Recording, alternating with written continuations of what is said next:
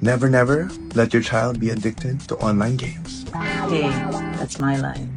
I'm teacher Tina Zamora, and I'm a family life and child development specialist. He's Donnie Pangilinan, the star of The Good Game, and she is also a family life and child development specialist. Parents, watch this.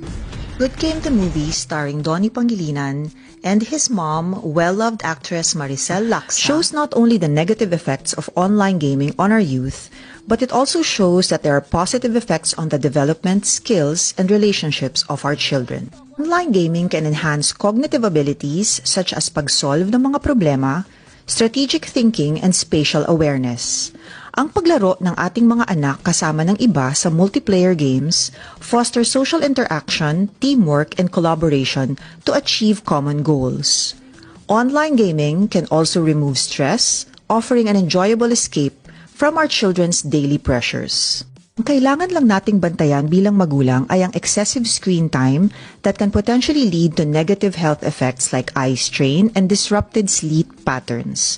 It can also lead to social isolation from family and peers kung lagi na lang nakakulong sa kwarto ang ating anak.